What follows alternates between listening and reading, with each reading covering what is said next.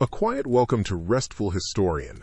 Let's journey together into the often overlooked details surrounding why it sucked to be a medieval plague survivor. Before we begin, if you find value in these stories, perhaps take a quiet moment to like the video and subscribe. It helps others find the channel. You can also let me know in the comments where you're listening from and the time. It's always fascinating to see our quiet community grow around the world. Now, find a comfortable position. Perhaps dim the lights or turn on a soft fan for background noise, and let's ease into tonight's story together. Imagine, if you will, slowly stirring from a troubled sleep. It's morning, or at least you think it is, though the light filtering through a crack in the shutter feels weak, hesitant. But something is profoundly wrong. A deep, unsettling stillness where vibrant life once hummed. The usual cacophony of your village, the boastful crow of a neighbor's rooster, the distant, reassuring rumble of an ox cart on the packed earth, the cheerful, or perhaps argumentative, chatter drifting from nearby cottages is simply gone. Instead, an unnerving silence presses in on you, thick and heavy like a woolen blanket soaked in a nameless dread. You might push aside a rough-spun curtain, your fingers perhaps trembling just a little. Peering out, the familiar lane is deserted, eerily still. Shutters on the houses opposite are closed tight, like eyes squeezed shut against an unbearable sight. Doors remain stubbornly, silently, barred. The air itself feels different, thin and cold, carrying not the usual comforting morning scents of baking bread or wood smoke from a dozen hearths. Instead, perhaps there's a faint, metallic tang, or a cloying sweetness that hints at decay, something you can't quite place but instinctively recoil from. This is a silence that isn't peaceful. It's the silence of profound absence, the quiet, hollow aftermath of a devastating storm that has swept away almost everything familiar. This isn't the comforting quiet of an early dawn, filled with promise. This is the sound of a world irrevocably altered, a world where the vibrant chorus of human life has been brutally, almost entirely, muted. You are awake, yes, but into what kind of day have you truly woken? The familiar has been hollowed out, leaving behind a landscape of hushed desolation where even the birdsong, if any dares to break the quiet, seems strangely loud, almost accusatory in this newfound terrible stillness. Stepping out from whatever fragile shelter you managed to secure, the air itself greets you like a damp, heavy cloak. It doesn't just carry the early chill of a world depopulated. It feels thick, almost syrupy, saturated with an unspoken grief that has settled over cobblestones and fields alike, a palpable weight pressing down. And then, the scent. It's a complex, unwelcome perfume, this new aroma of daily life. You might catch the faint, sickly sweet, cloying odor of illness still clinging to the air, the ghost of fevers and desperation seeping from shuttered houses. Perhaps people desperately burned herbs, rosemary, rue, anything to try and purify it. But their sharp green notes are now just another layer in the miasma, overpowered. This tangles with the ever-present, acrid bite of smoke. This isn't the comforting hearth smoke of baking bread or warming fires. No, this is the thin, gray, greasy smoke from distant makeshift pyres that burn almost ceaselessly. A constant, hazy smudge on the horizon. Imagine that plume, a persistent visual reminder, its bitter scent carried on the slightest breeze, stinging your eyes, catching at the back of your throat. Even breathing deeply feels like a betrayal. Each inhalation, a fresh taste of what has been lost. A whisper of those fires still consuming, their grim work perpetually unfinished. The world doesn't just look empty. It smells of sorrow and ash, a constant, sensory testament to the devastation. That acrid scent, the one we spoke of from the distant pyres, still hangs faintly in the air, a ghostly reminder, as you finally, hesitantly, push open your own heavy wooden door. It creaks, a sound unnaturally loud in the new quiet. You step out, perhaps blinking against a pale, indifferent sky, not into the bustling, familiar laneway you once knew, but into what feels like a corridor of ghosts. The street, your street, where you played as a child and haggled as an adult, is a stranger now. Every window shutter is drawn tight, like eyelids closed in a final sleep. Every door is bolted fast from within, a silent testament to fear, or perhaps not bolted at all, simply left swinging ajar by those who fled in panic, or by those who couldn't. Crude chalk marks, stark white crosses, or desperate pleas for mercy might scar some of the timbers, hasty warnings against the unseen enemy lurking behind the wood. The silence is what truly grips you then, wrapping around you like a heavy shroud. It's a profound, unsettling stillness, so complete it almost hums. Gone are the rhythmic clang of the blacksmith's hammer, the shouts of vendors hawking their wares, the fishmonger's cry, the baker's morning call. Gone is the laughter of children playing chase with a muddy piglet, the clatter of overloaded cartwheels on uneven cobblestones, the endless cheerful barking of neighborhood dogs, the bawdy songs and raucous arguments spilling from the tavern on the corner. All of it, the entire symphony of daily life, has been swallowed by this unnatural, suffocating hush. You might strain your ears and catch only the dry rustle of a rat skittering through refuse, or the mournful, rhythmic creak of a weathered inn sign, its painted promise of cheer long faded, its welcome grimly expired. This quiet isn't peaceful. It's the sound of a world holding its breath, terrified to exhale, lest it invite the sickness back in. When, eventually, you do encounter another soul brave enough, or perhaps desperate enough, to venture out, the meeting offers little comfort. Words, if spoken at all, are few and hushed, lost in the vast emptiness the plague has carved. There's no joyful reunion, no shared sigh of relief that the worst might be over. Instead, you find faces that mirror the desolation of the empty streets. These aren't the cheerful, ruddy complexions you might remember from before. These are visages drawn tight, skin stretched thin over bone, often pale, as if the sun itself had forgotten them during their long, fearful confinement indoors. The eyes, though, are what truly hold you. They are windows, not to a soul alight with life, but to a cavern of recent memories, each one more terrifying than the last. You'd see a peculiar hollowness there, a distant, haunted look that seems to stare right through you, fixed on specters only they can perceive. It's the look of someone who has seen too much, too quickly. The sudden fever, the telltale swellings, the frantic, useless prayers, and then the carts. Always the carts, piled high. This gaze isn't unique to one person. It's a common thread, an invisible mark left by the plague on all its survivors. A shared understanding passes between you in that fleeting eye contact, a silent acknowledgement of the abyss you've all skirted. There's a grim camaraderie perhaps, but it's steeped in an ocean of loss, a kinship forged in the furnace of collective grief. Each surviving face is a testament not just to resilience, but to the sheer brutal lottery of who lived and who was taken, a truth etched deeply, inescapably, into their very being, altering the landscape of their inner world forever. The sun rises, as it always does, painting the sky in hues of soft gold and rose, a cruel indifference to the world below. But as you stir, the familiar sounds of your village, once a comforting tapestry, are now threadbare, riddled with holes. The cheerful clatter of the baker's cart, its wheels once rattling reassuringly over the cobblestones, is gone. You remember his booming laugh, the warm, yeasty scent that used to drift from his shop. Now, just a shuttered window and a chilling quiet. You might walk through the lanes, a ghost in your own life, each step heavy with the weight of absence.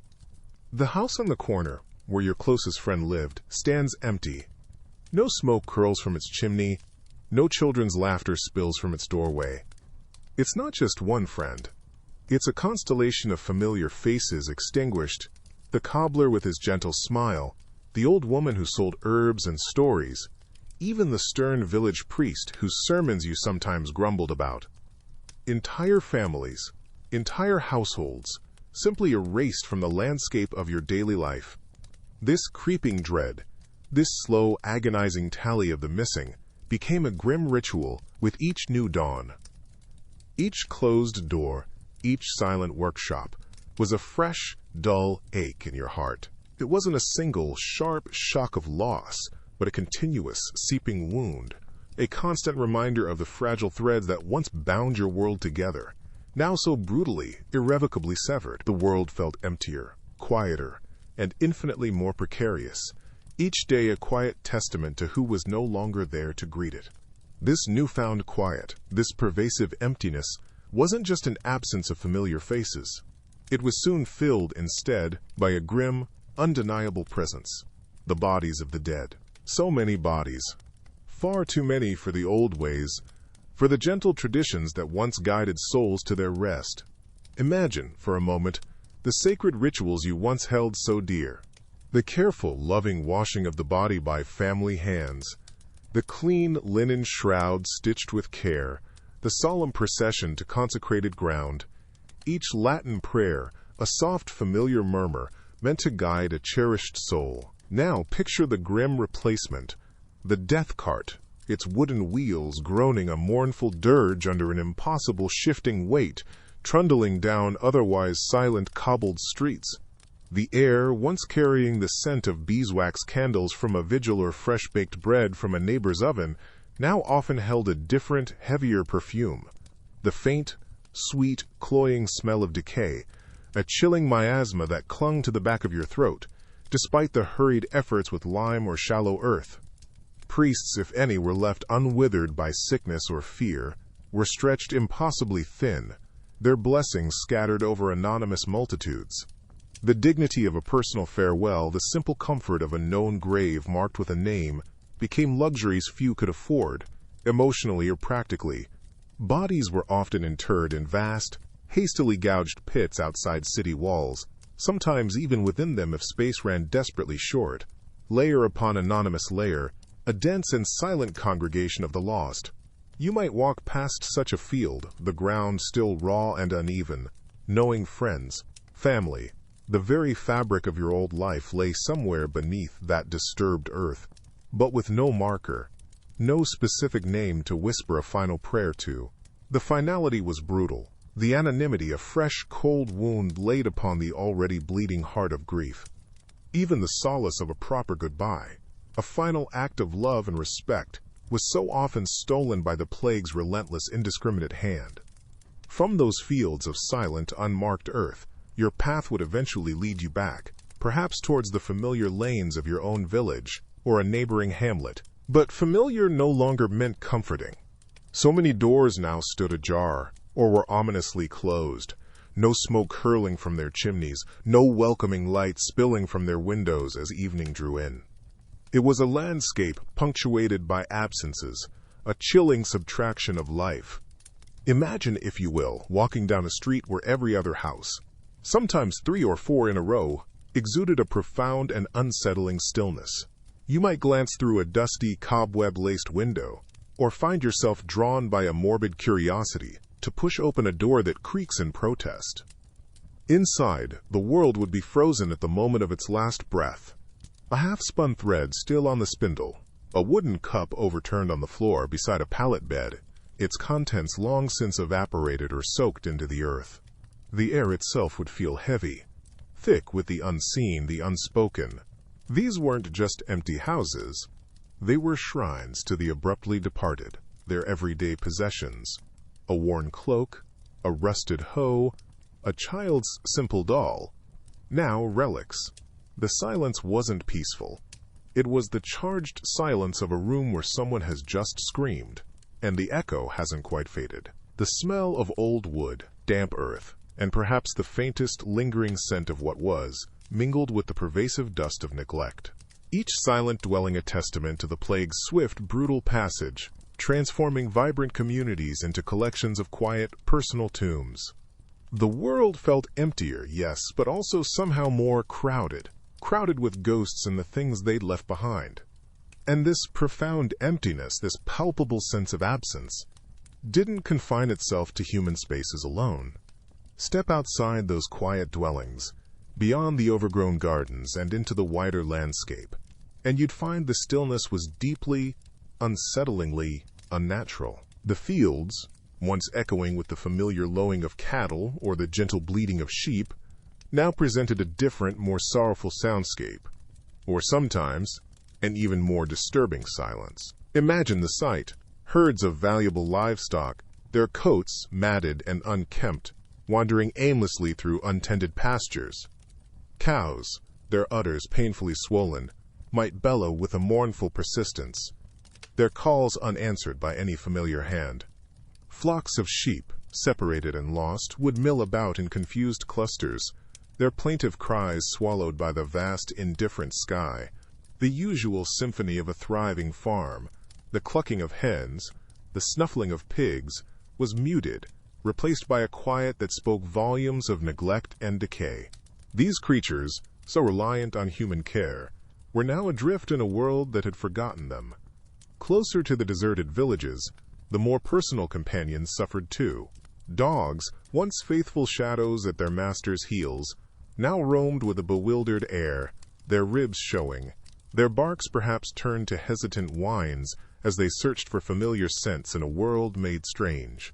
Cats, ever adaptable, might fare slightly better, but even their sleek forms would seem out of place, slinking through the eerie quiet of a marketplace now devoid of life, their usual confident meows perhaps tinged with an uncharacteristic caution.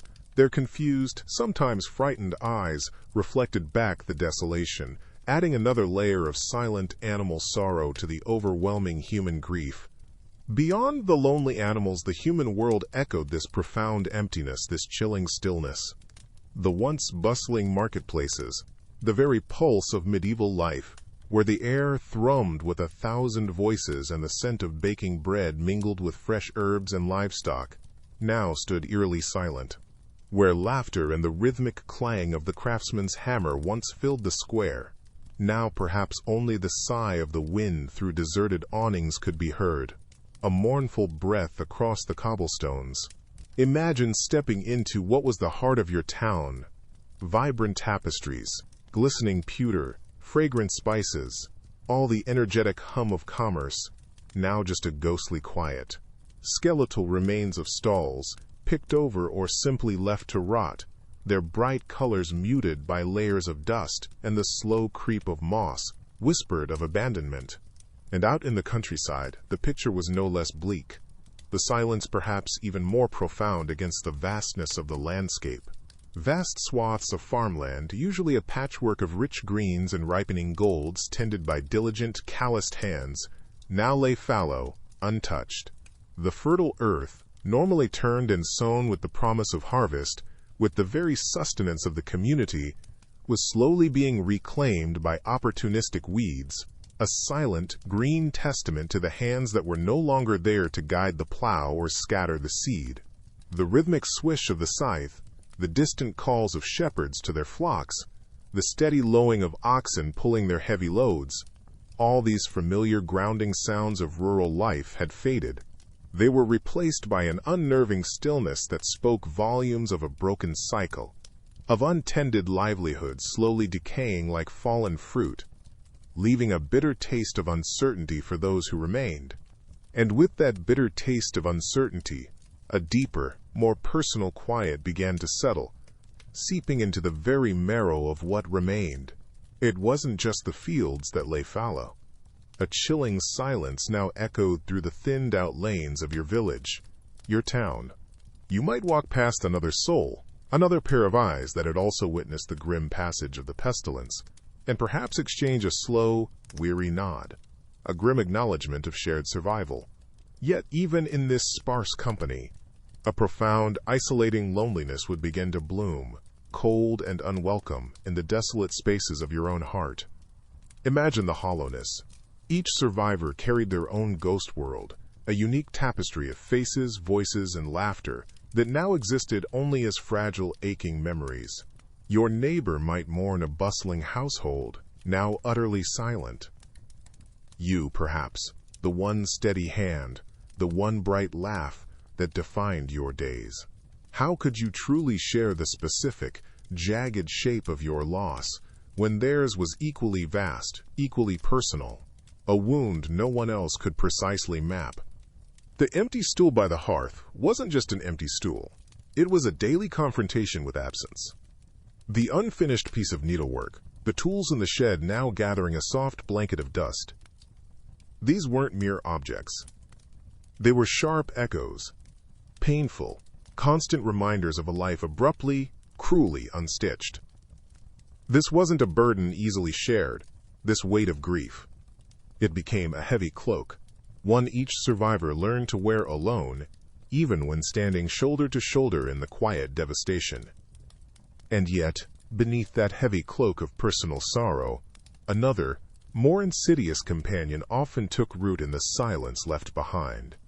This was the gnawing whisper of survivors' guilt.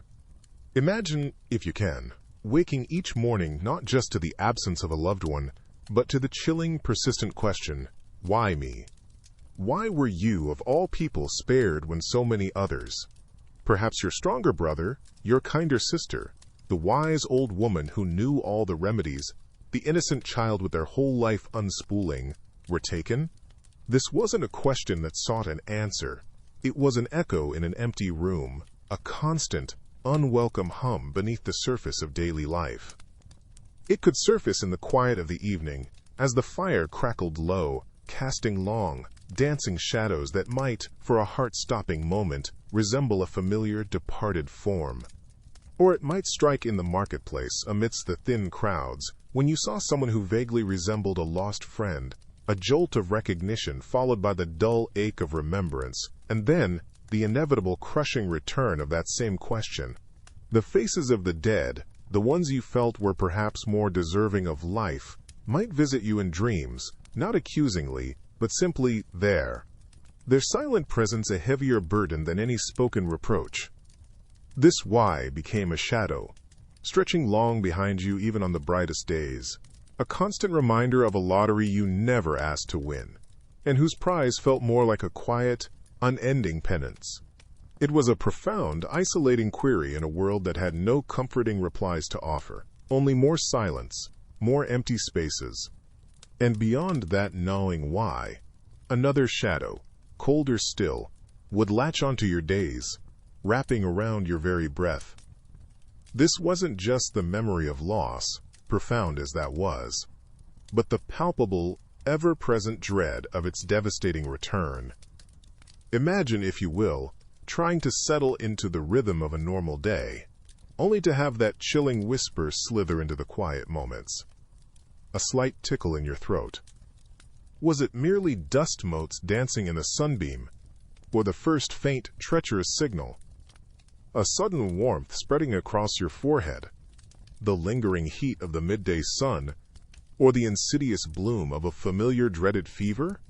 Every unexpected cough, not just your own, but one carried on the breeze from across the marketplace, or the innocent splutter of a child playing in the lane, would catch in your ear.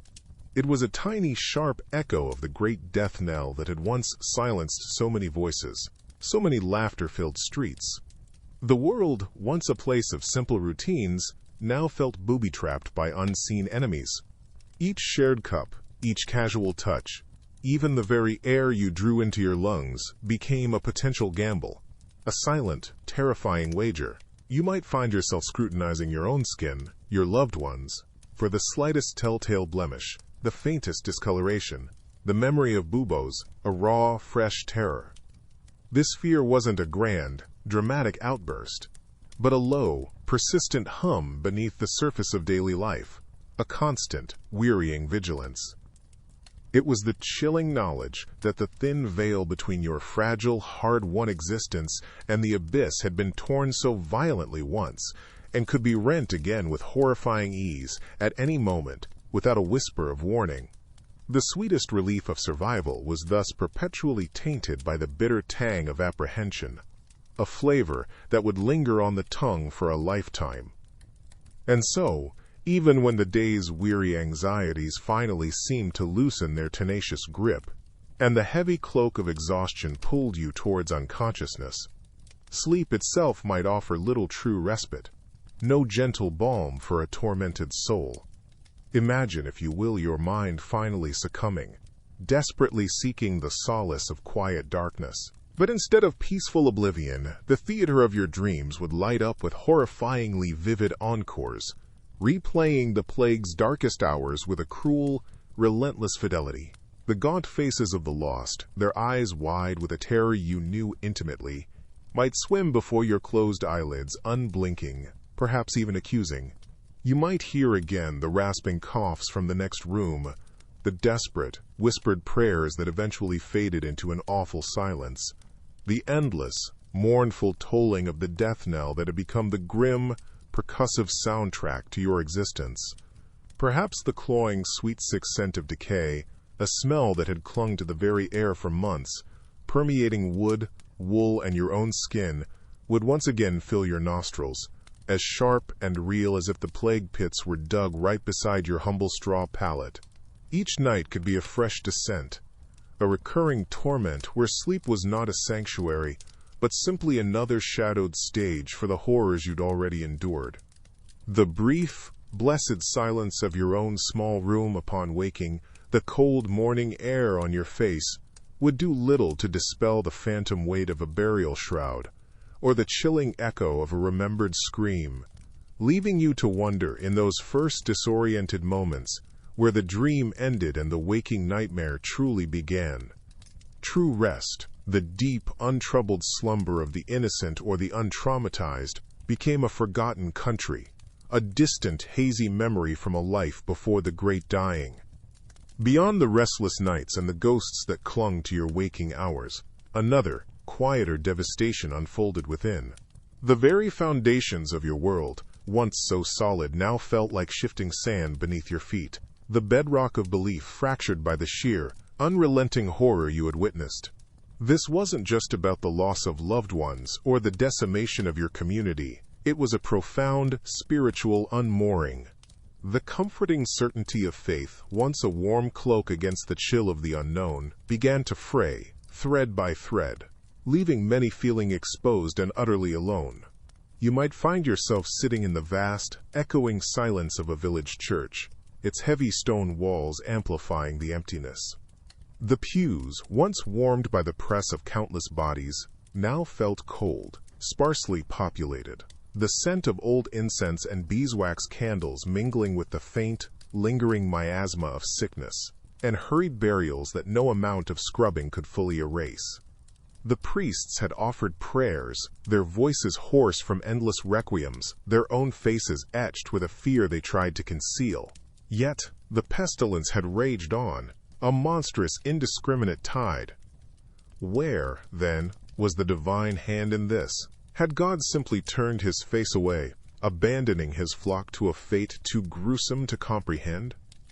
Or perhaps, a colder thought still, this was punishment. But for what sin, what collective transgression, could such a cataclysm be the penance? The sheer scale of death defied any known theology of retribution. It felt too vast, too cruel. It felt less like divine judgment and more like cosmic indifference, or a terrifying malevolence that no amount of prayer, no matter how fervent, could appease. These questions, whispered in the dark hours before dawn, or screamed silently into a tear-soaked pillow, gnawed at the very soul. The old answers, the ones offered from pulpits and in the beautifully illuminated manuscripts, suddenly seemed fragile, hollow, like empty seed husks found scattered after a terrible storm. This internal landscape of doubt was, for many survivors, as desolate and chilling as any plague-ravaged street, a quiet agony replacing the once solid comfort of conviction. This quiet agony, born from shattered conviction, soon painted the entire world in its somber hues. The very air you breathed, once carrying the familiar sense of wood smoke, baking bread, or damp earth after rain, now seemed to hold a different quality. Thinner, perhaps, or laced with an invisible lingering dread. The meticulously ordered cosmos, where every star and season had its place, its divine purpose, suddenly felt like a cruel, elaborate illusion. The foundations of that understanding, once as solid as ancient stone, had crumbled into dust, leaving behind a chilling openness, a void where certainty used to reside. Imagine stepping outside your door into this altered world. The birds might still sing, their melodies perhaps sounding like a strange, almost cruel mockery of normalcy against the quiet devastation. But the human sounds, the rhythmic clang of the blacksmith's hammer from down the lane, the distant laughter of children playing on the village green, the comforting bustling drone of market day, these were often replaced by an unnerving stillness. This profound quiet might only be broken by the sigh of the wind through an abandoned cottage, or the creak of a forgotten cart swaying gently, its purpose lost. The familiar paths, once leading to vibrant life and bustling activity, now often meandered through landscapes of absence, stark reminders of who, and what, was gone. This wasn't just about the overwhelming grief for lost loved ones, immense and soul-crushing though that was.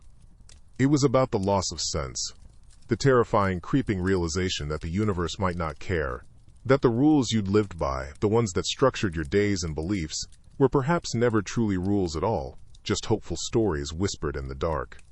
The plague, in its blind, impartial reaping, had torn through the neat categorizations of good and evil, pious and profane, industrious and idle.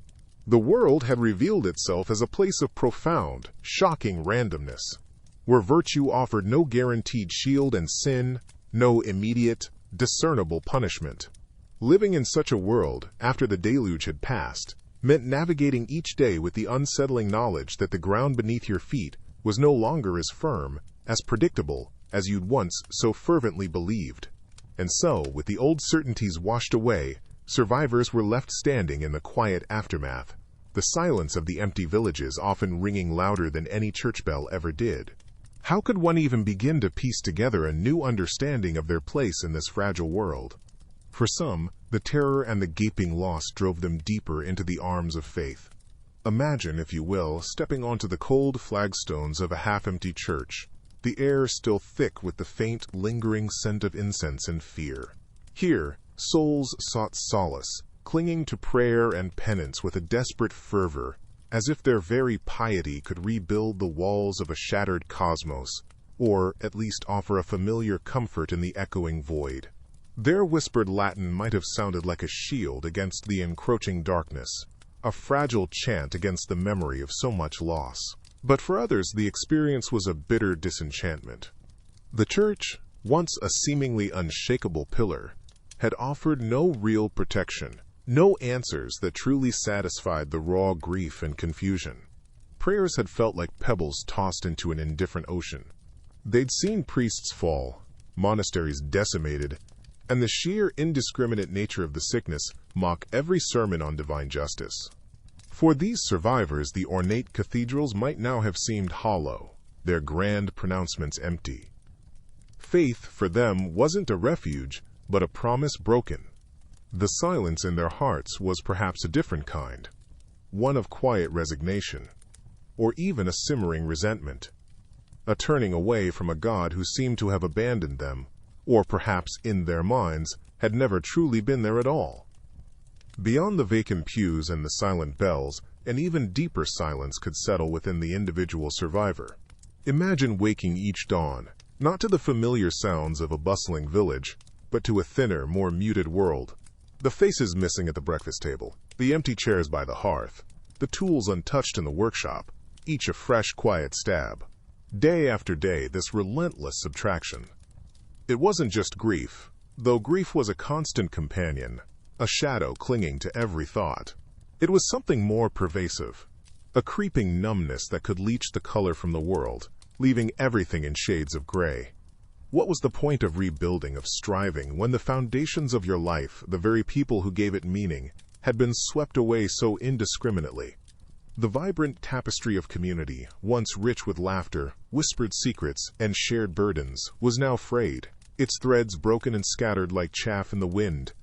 Perhaps you'd find yourself staring at a field ready for planting, the sun warm on your skin, the faint, sweet scent of turned earth in the air, yet feel nothing but a vast, echoing emptiness inside. The simple joy of a good harvest, the quiet satisfaction of a well-crafted item, even the meager comfort of a shared, watery stew. All these might taste like ash in the mouth. This wasn't just sadness. It was a profound weariness of the soul, a heavy cloak of apathy that whispered, ever so softly, Why bother? It will all be taken again. And that heavy cloak of apathy, it didn't just smother your desire to rebuild or replant. It frayed the very threads that wove society together, the simple, everyday trust that once bound neighbor to neighbor.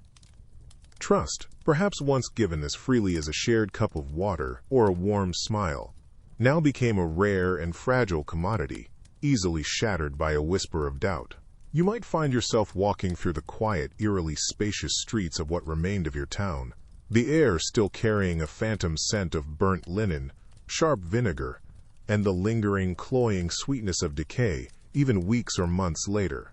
Imagine meeting a familiar face, someone you'd known since childhood, their features etched with the same gaunt survival you wore.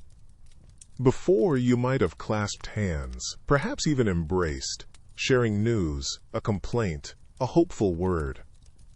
Now there's an almost imperceptible hesitation, a subtle shifting of weight, an instinctive fractional step back.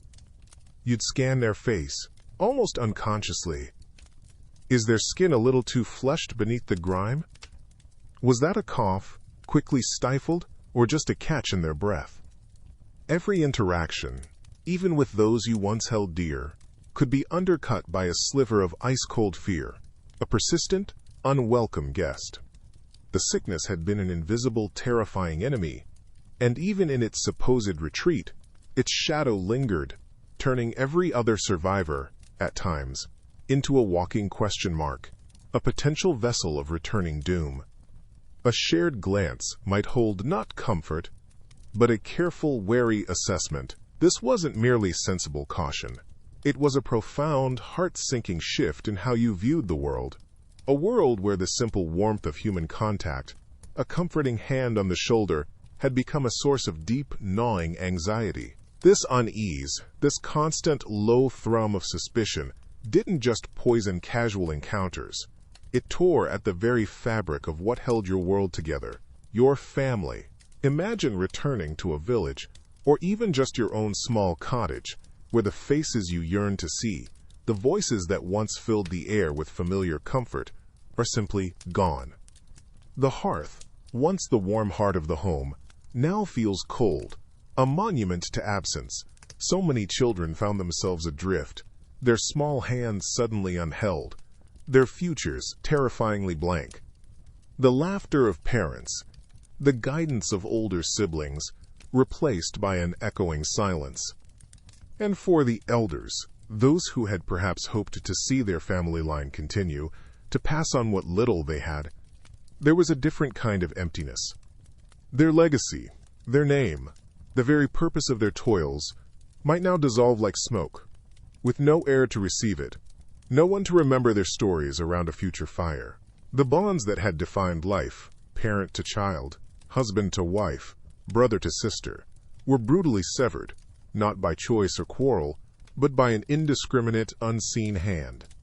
Entire households, once bustling with life, with the petty squabbles and deep affections that make a family, could be reduced to a single, grieving survivor, or worse, to nothing but cobwebs and fading memories. The very rhythm of daily existence, the comforting predictability of shared meals and evening prayers, was shattered, leaving behind a disorienting quiet, a hollow space where love and belonging used to reside. This profound personal loss rippled outwards, far beyond the walls of any single home, seeping into the very foundations of society. Think of the village, the town, the bustling little communities that made up the medieval world.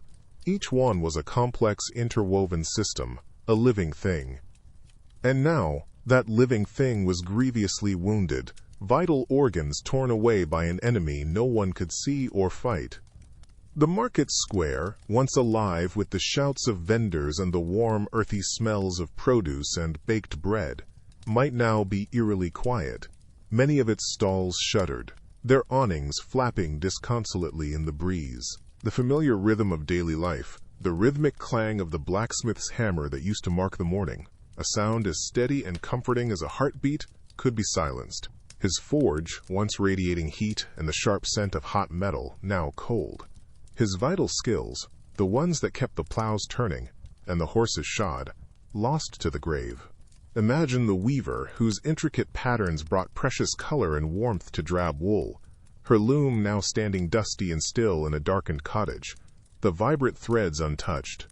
Fields, once meticulously tended, promising a harvest might lie fallow, their green shoots choked by weeds, their bounty unharvested, simply because the hands that knew how to coax life from the soil were gone. It wasn't simply a matter of grief, as overwhelming and all-consuming as that undoubtedly was. It was a practical, grinding crisis of function. Key individuals, the keepers of essential knowledge, the seasoned leaders, the skilled artisans whose work was the backbone of daily existence. So many were simply absent. The village council might find itself with too few elders to make wise decisions. The local priest, the spiritual guide for so many through life's trials, might himself be among the dead, leaving his flock adrift, their prayers echoing in a half-empty church. Communities struggled, fumbling to function, to perform even the most basic tasks, because the people who knew how were no longer there.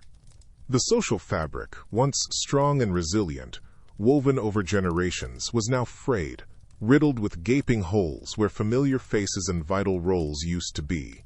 And amongst those gaping holes, perhaps the most heartbreaking, were the spaces left where parents used to be. Imagine, for a moment, the sheer number of children suddenly adrift. Their protectors, their providers, vanished as swiftly as a snuffed candle flame. The silence in once bustling family homes must have been a heavy, cold blanket. Who would fetch the water now? Who would mend their worn clothes, or stir the evening pottage, however meager it might have been? These were not questions a child should have to answer alone. For many, there were no easy answers, or answers at all. Perhaps an aunt or an uncle, already bowed low with their own grief and scarcity, might take in another mouth to feed, another small body to clothe. But these relatives were often distant, their own resources stretched impossibly thin. Communities, themselves reeling and depleted, struggled to cope with this wave of sudden dependence. There was no formal system, no guaranteed safety net ready to catch these falling children. The sheer scale of the loss was overwhelming. So countless young ones were left to navigate a terrifyingly altered world. Some, barely more than toddlers, might wander dazed from empty cottages, their small hands reaching for a comforting presence that was no longer there. Older children, thrust into premature adulthood, might try to band together, scrounging for scraps, their childhoods extinguished in the shadow of the pestilence. The question of who would care for the orphans wasn't just a practical dilemma. It was a profound, sorrowful echo in the quieted streets and fields, a testament to a future irrevocably changed. And it wasn't just the children, adrift in this new, emptier world, who faced an uncertain future. For those who survived, who perhaps stumbled back to a village expecting some semblance of order, another, more insidious kind of chaos was brewing, one that echoed in dusty, overstretched legal offices, a quiet torment replacing the loud grief. Think of the land, the homes, the workshops, the simple tools of a trade, all suddenly, tragically, without clear masters. Wills, if they even existed, often named beneficiaries, who were now also resting beneath the soil. Entire family lines, painstakingly traced and understood for generations, simply evaporated, leaving behind a legacy of tangled claims and bitter whispers. Imagine, if you will, stepping into one of these makeshift legal arenas. Perhaps it's a hastily repurposed guild hall, the air thick with the scent of old parchment, damp wool, beeswax from sputtering candles, and the faint, anxious sweat of other hopefuls or desperate souls. Clerks, their faces pale and etched with weariness, would scratch away with quills, their hushed conversations a constant, rustling hum beneath the drone of protracted arguments. A simple cottage, a meager strip of land, a single silver coin. These could become the subject of disputes that festered for years, consuming what little energy and resources survivors had left. The law, once perhaps a distant but reliable pillar, was now a bewildering, exhausting labyrinth, its pathways obscured by death, its processes agonizingly slow, while the fields outside lay fallow, waiting. Beyond the exhausting scramble for what little remained, An even deeper unease settled in the air, thin and chilling like an autumn mist that seeps into your very bones. It wasn't just the laws that felt broken, twisted out of familiar shape by the sheer weight of death. It was the very framework of your small, comprehensible world. Think of the local lord, perhaps a stern figure, prone to heavy taxes or sudden demands for labor, but a known quantity nonetheless. His manor, the axis around which village life often turned, might now stand eerily quiet, its heavy oak doors barred or worse occupied by a distant, grasping relative with an unfamiliar accent and even less understanding of local customs or needs. The parish priest, the man who perhaps baptized you, whose familiar, resonant voice filled the stone church each Sunday, whose counsel, however simple, was a fixture of life, he too might be gone. His replacement, if one arrived at all, could be a young, frightened man, hastily ordained, his Latin stumbling, his sermons thin and unconvincing against the vast, lingering shadow of the pestilence. Even the guildmaster, whose booming instructions or the rhythmic tap of his hammer once defined the working day for many, might have vanished. His workshop, once filled with the scent of wood shavings or hot metal, would now be silent, his tools gathering a fine layer of dust, his apprentices scattered. The valuable chain of inherited skills suddenly snapped. This absence of familiar authority wasn't just a series of personal tragedies. It was a pervasive sense of drift, as if the very anchors holding your community steady had simply corroded and given way, leaving everyone to bob precariously in a chilling sea of uncertainty. Who now truly held the reins? And did they even know how to steer? With those reins slackened, or perhaps dropped entirely in the dust, the carefully woven tapestry of daily life began to unravel. The threads of unspoken rules, of familiar faces in positions of authority, simply gave way, sometimes with alarming speed. In certain areas, the immediate aftermath of such profound loss wasn't a time for quiet contemplation.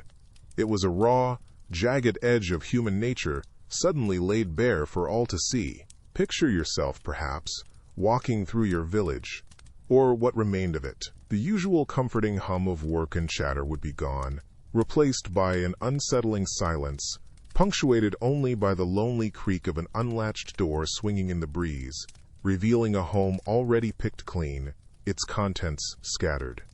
The baker's ovens, once radiating warmth and the comforting smell of fresh bread, now stood cold. Any loaves left behind, once so precious, might sit hardening on a shelf, or have been snatched away by a desperate, unseen hand.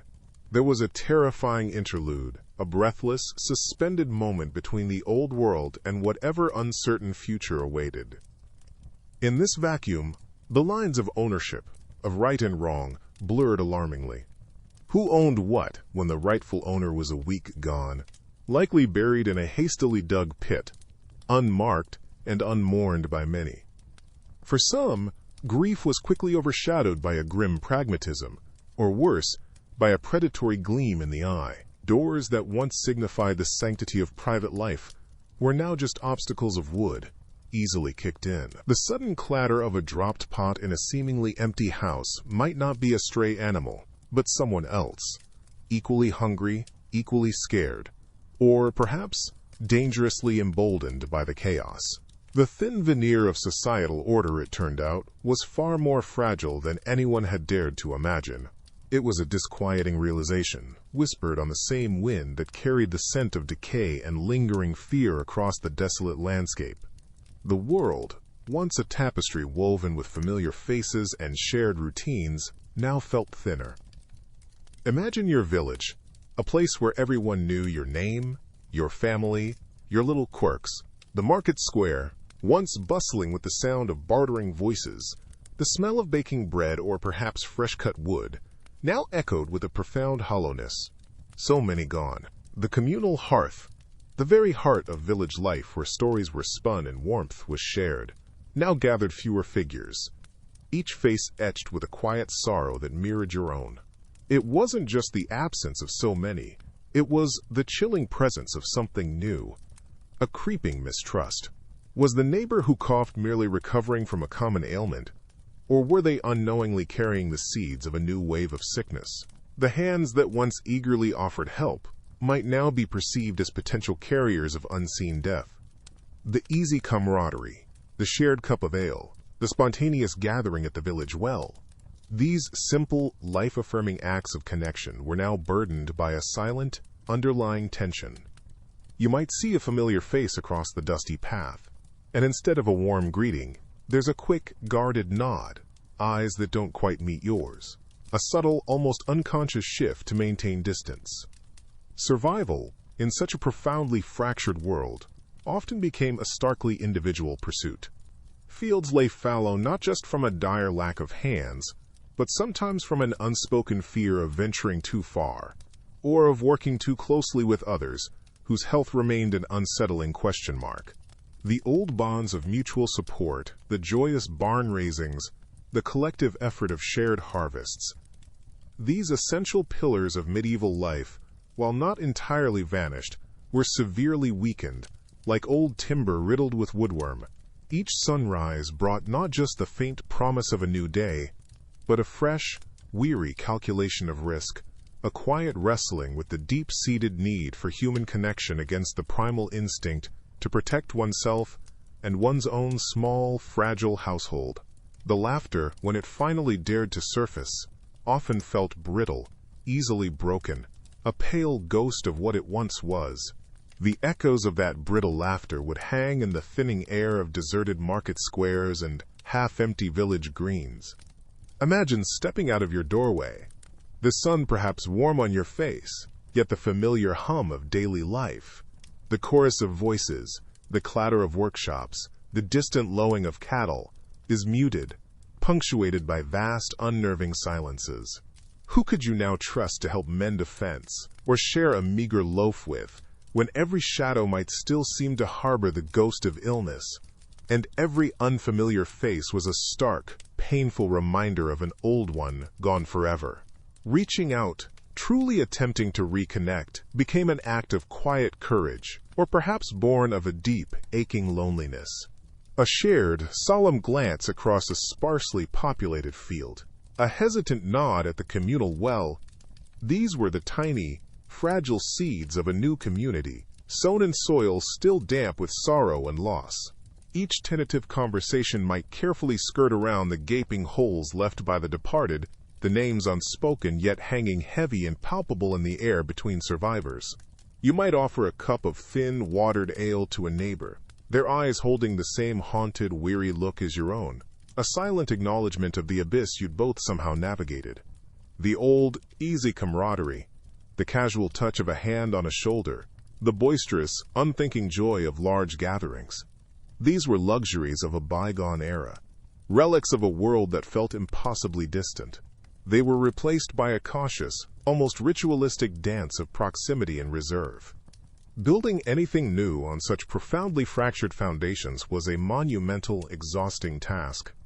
Friendships, when they slowly, painstakingly rekindled or newly formed, were perhaps deeper for the shared trauma, but also undeniably tinged with an inescapable, lingering sadness. The world had been irrevocably altered, and the people in it, the survivors, carried that heavy knowledge in the slump of their shoulders and the quiet, perpetual watchfulness of their eyes. The intricate tapestry of society had been brutally torn, and reweaving it was a slow, somber craft, each new thread a testament to resilience, but also a stark, constant reminder of the vibrant threads forever lost. And beyond the frayed threads of human connection, the very fabric of daily life felt threadbare too. Consider the hands that built your world. Before the sickness came, the stonemason who knew just how to set a perfect arch, his calloused fingers tracing the curve of each stone. The weaver whose shuttle danced across the loom, creating fabrics that were not just functional, but held a quiet beauty. The village blacksmith, his rhythmic, hammering a daily song, forging the tools that tilled the fields and defended the homes. Now, so many of these hands were still. Workshops lay silent, dust settling on unfinished projects, the air heavy with the scent of abandonment. Imagine walking through your village, needing a new plowshare, or a mended pot, or even a simple pair of sturdy shoes. Where once there was a craftsman, perhaps now there was only an empty doorway, or an apprentice fumbling, struggling with skills far beyond their years.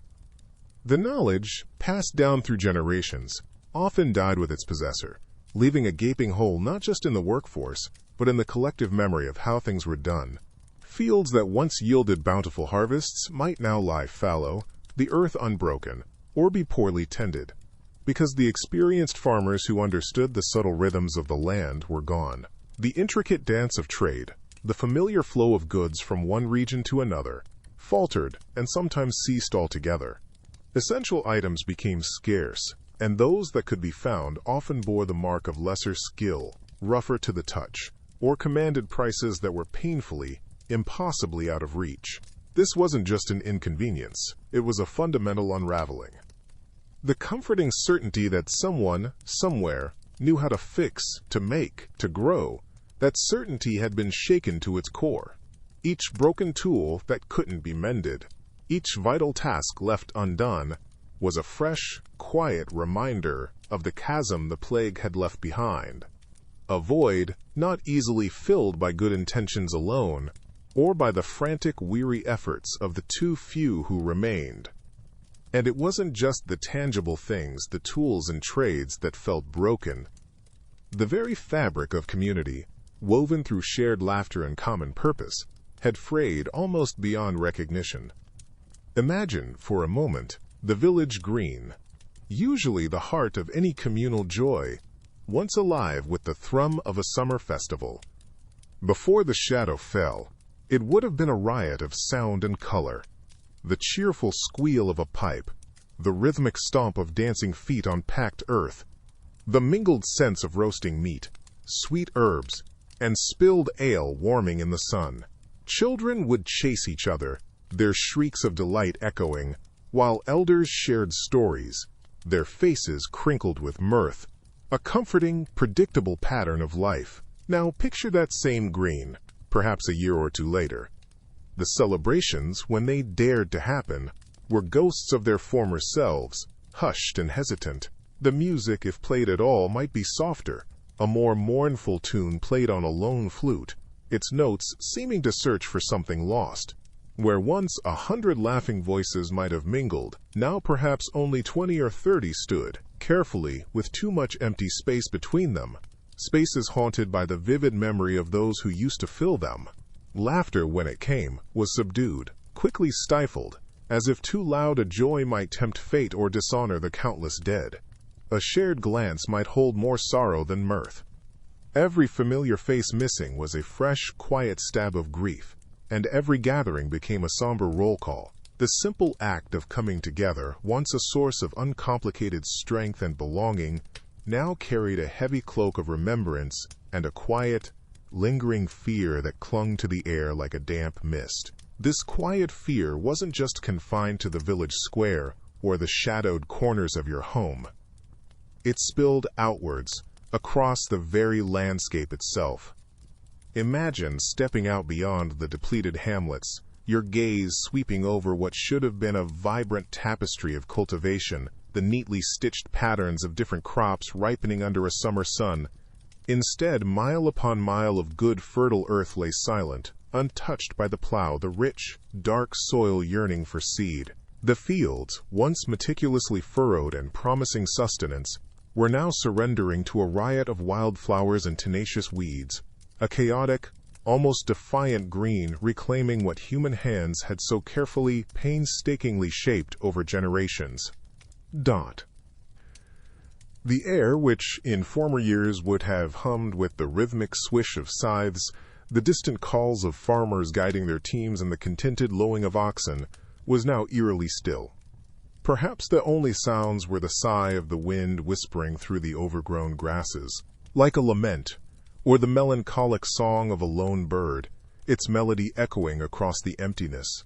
It wasn't that the land had suddenly lost its ancient richness, or that the gnawing hunger for a full belly had magically vanished.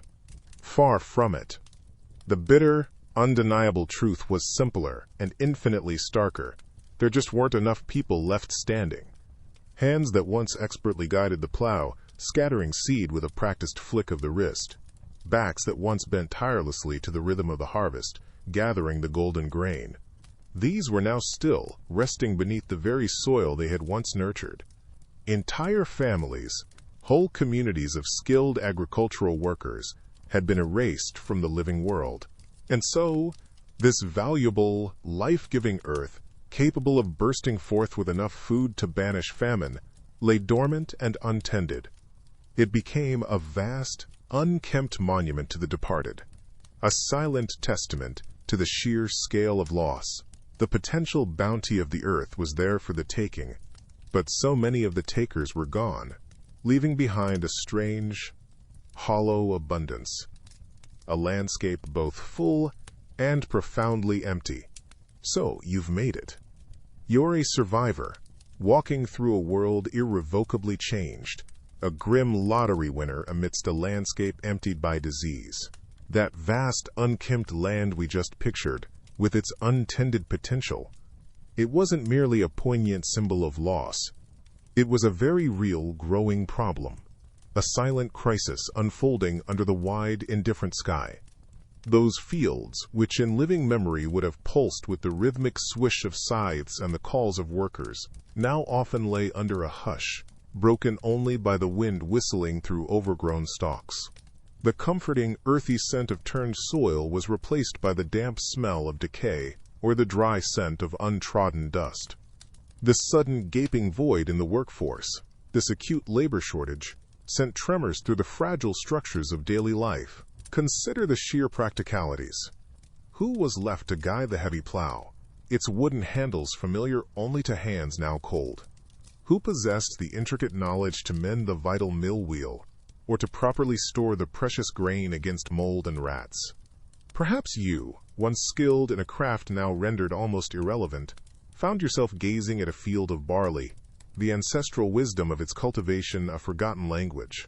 This wasn't just a loss of bodies, it was an erosion of vital, irreplaceable skills. And as the seasons turned, with fewer hands to sow, to tend, to harvest, the inevitable shadow began to stretch longer. Hunger. The barns, which should have been gradually filling, their wooden walls groaning under the weight of a community's sustenance, often remained disturbingly light. The fear of an empty larder, of a winter with too little, became a constant, quiet hum beneath the surface of survival. The earth offered its bounty, yes, but the human connection to that bounty was fractured, and the old, familiar dread of famine began to creep back into the hearts of those who remained. This fractured connection wasn't just about the fields. It rippled outwards, disturbing the very pulse of trade, the familiar rhythm of market day. The very air in the marketplaces seemed thinner, the usual boisterous hum replaced by a more hesitant murmur. What few goods were available often carried price tags that would have seemed ludicrous only a short time before, a stark reminder of the world's precarious new balance. Imagine, if you will, clutching your few precious coins, their metallic coolness, a stark contrast to the anxious warmth of your palm. You approach a stall, perhaps seeking simple, coarse linen for a much-needed shirt, or a handful of salt to preserve what little food you have. But the merchant, his face etched with his own anxieties and the scarcity he faced, names a price that makes your heart sink. That rough-spun fabric, once a basic necessity, now felt like a luxury, its cost inflated by the desperate shortage of weavers, of spinners, of sheer living hands to perform the work. The cost of grain, if you could even find a seller with a surplus, might fluctuate wildly from one week to the next, making any kind of planning, any kind of security, feel like a distant, almost forgotten dream. Yet, in a strange and cruel twist of this unsettled economy, other items, perhaps once considered valuable, now struggled to find a buyer. Fine tools with no craftsman left to wield them, or elaborate garments for festivities that no longer felt appropriate, might sit unsold, gathering a thin layer of dust, a silent testament to the lives and the lifestyles that had vanished. The old, reliable currents of commerce had been violently disrupted, leaving behind a landscape of unpredictable costs and desperate bargains, where the worth of everything, from a loaf of bread to a day's labor, felt frighteningly unstable. The marketplace, once a place of bustling, predictable life, now reflected the deep uncertainty that had settled over the land. And amidst this maelstrom of shifting values, one commodity, once so plentiful, became agonizingly scarce: the simple ability to work. The strong backs and calloused hands needed to till the fields, to shear the sheep, to mend the fences. They were fewer now, so many fewer. This scarcity, born from widespread grief, began to turn the old order on its head in a quiet, unsettling way. Imagine the scene: a landowner, perhaps a knight or a minor lord, his face etched with worry lines deeper than the furrows in his unplowed fields.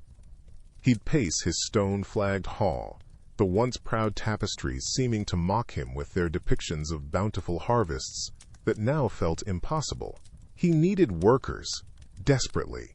Not just any workers, but those who had miraculously survived, who still knew the rhythm of the seasons, the feel of the earth beneath their worn boots. And so, if you were one of those survivors, a farmhand or a simple artisan, you might find yourself in an unfamiliar position of power, a tentative, almost fearful power, held in hands still weary from loss. You could ask for more, and often you would receive it. Those few extra silver pennies, cool and surprisingly heavy in your palm, might mean the difference between a thin, watery gruel and a piece of precious salted pork. But this shift, this sudden inversion of fortune, tasted bitter even as it offered a sliver of fragile hope. It was a prosperity rooted in the graves of your kin, your neighbors. The established families, those accustomed to an endless supply of cheap, compliant labor, watched this change with a mixture of disbelief and simmering anger. Their world, built on generations of unquestioned hierarchy, was being shaken to its very foundations. They whispered of insolence, of a world gone mad, as the price of a day's toil crept upwards. Laws were even passed, stern but ultimately futile attempts to cap these new wages, to somehow force the survivors back into their proper subservient place. This wasn't just an economic adjustment. It was a deep, grating friction against the very grain of medieval society.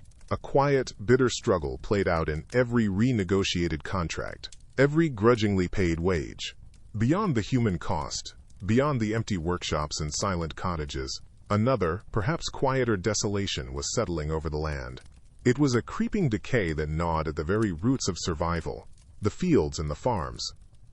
Imagine for a moment walking through the countryside in those unsettling years. The usual comforting sounds of a working landscape, the rhythmic clang of the blacksmith, the distant call of a farmer to his team, would be noticeably absent, replaced by an unnerving stillness, a silence that spoke volumes of the vanished.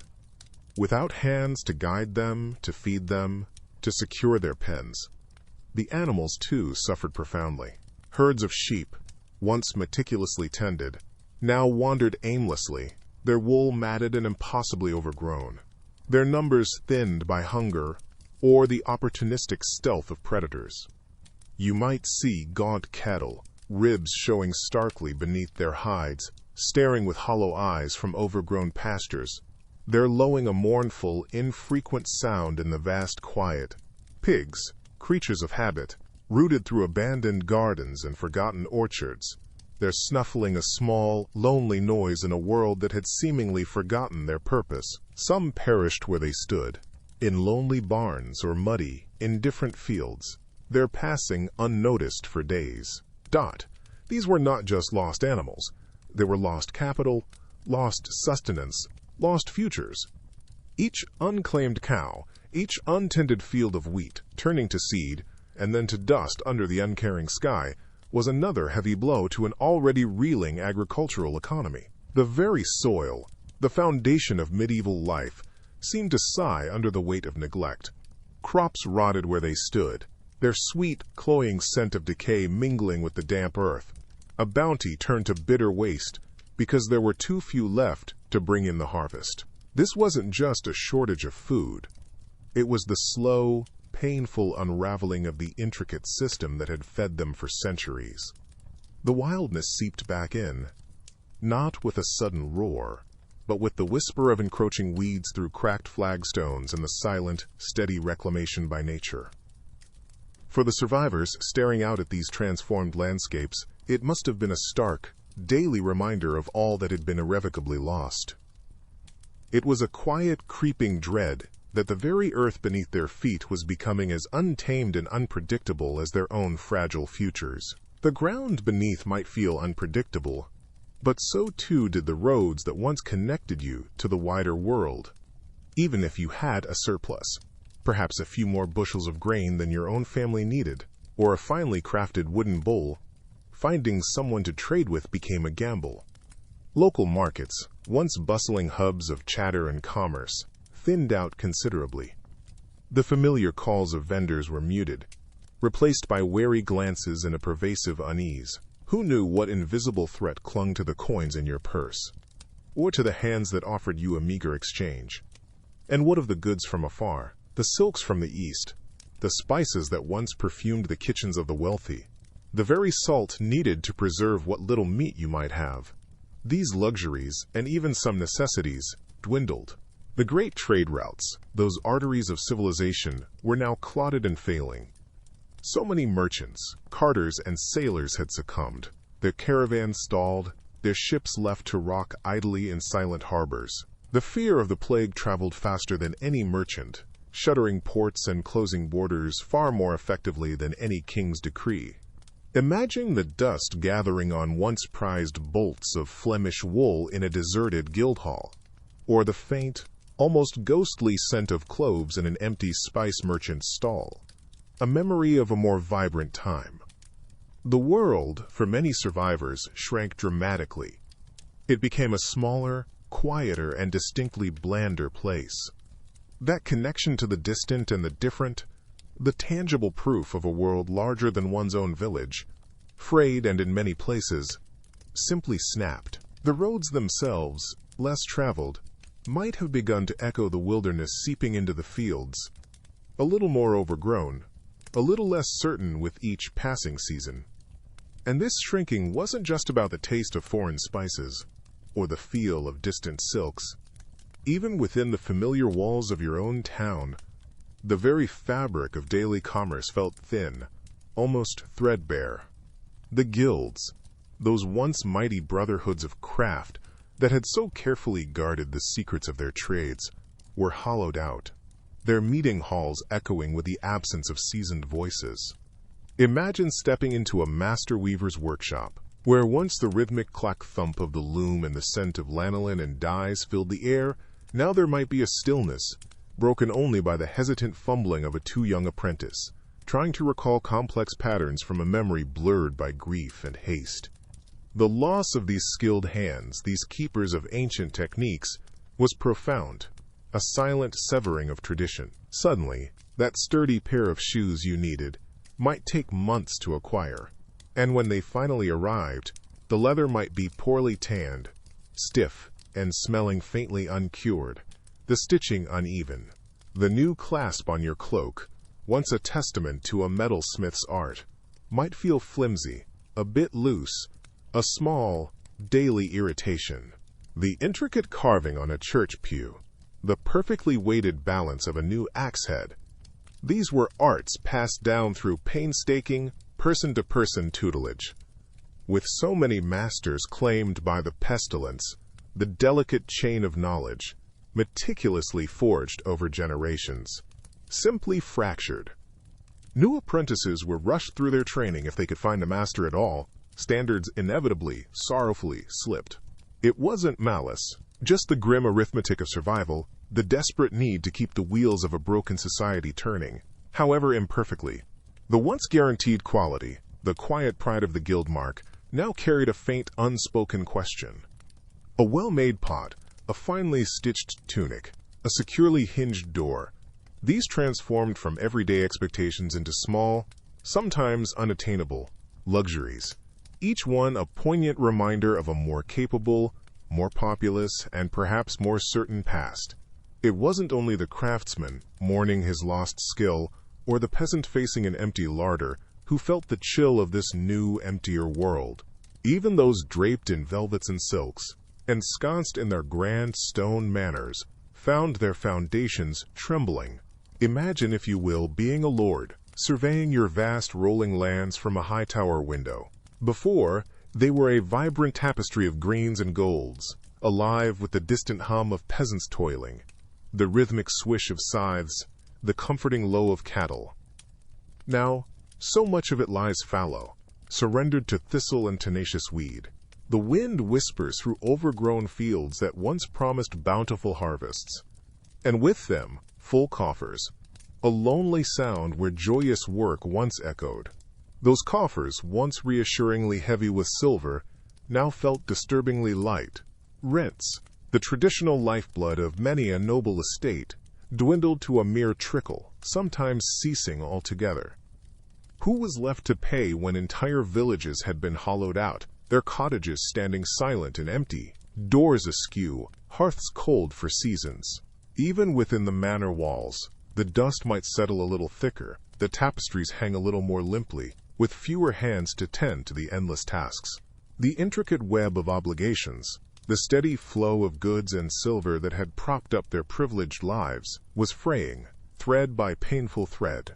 Their hardship, of course, was rarely the gnawing hunger of the poor, but it was a profound disorientation, a slow bleed of wealth and certainty. The world they knew, and their carefully constructed place within it, was irrevocably, unsettlingly changed. And this fraying, this unraveling of the old world, wasn't just a distant concern for those in their drafty manor houses. Down in the villages, in the slowly, cautiously reawakening towns, the very bedrock of daily life felt like it was turning to quicksand beneath your feet. Imagine stepping out, hoping to buy thread for a needle, or perhaps a new pair of simple shoes, only to find the cobbler's stall shuttered, his tools gathering rust, and the weaver's loom standing silent in the dim light of an abandoned workshop, draped in dusty cobwebs. The marketplace, once a vibrant, noisy heart of the community, filled with the scent of baking bread and fresh produce, might now be a hollow space of anxious whispers, echoing footsteps, and haggard faces. Prices for the most basic goods, the flour for your daily bread, the salt to preserve what little meat you might find, could swing with a dizzying, terrifying unpredictability. One day, your few carefully hoarded silver coins might secure a meager meal. The next, they'd barely buy a crust. The baker, if he even had flour, might shrug, his eyes reflecting a shared desperation. It was a bewildering lottery, played with the stakes of survival. The old certainties of work and wages were also thrown into utter disarray. True, with so many souls departed, labor was theoretically precious, a rare commodity. But in the immediate raw chaos, who was there to hire you? The lord of the manor might himself be a fresh grave in the churchyard, his fields lying fallow, already sprouting weeds instead of wheat. The master craftsman who had promised you an apprenticeship, a path to a skill, a future, vanished like smoke. Entire villages, once bustling with life, were now little more than ghost settlements, leaving no one to commission work, no one to buy the wares of a struggling artisan.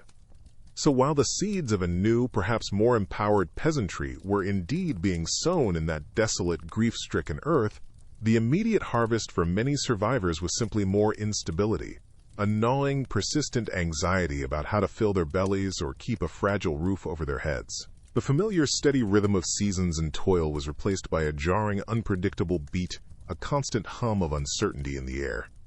And that gnawing uncertainty wasn't just about where the next meal might come from, or who was left to mend a fence. For many who had walked through the valley of the shadow of the plague, and somehow emerged on the other side, the shadows clung to them still, woven into the very fabric of their being. To survive such a cataclysm was, of course, a relief beyond words, a gasp of fresh air after near drowning. But survival often came at a steep, deeply personal price, etched onto the body itself. Imagine, for a moment, your own breath still shallow, a persistent, dull ache settling deep within your joints, a thrumming reminder of the fever that nearly consumed you. Each movement perhaps a little stiffer, a little more reluctant than before. Perhaps your skin, where the dreaded buboes once swelled and pulsed with heat, now bore puckered, discolored scars. Tender, sometimes itchy, raised reminders of your brush with death. These weren't triumphant battle wounds. They were the quiet, nagging evidence of a body pushed to its absolute limit, and perhaps, in some ways, a body that never quite fully recovered, even for those who nursed loved ones through their final, agonizing hours. Only to then face the illness themselves. The exhaustion was profound.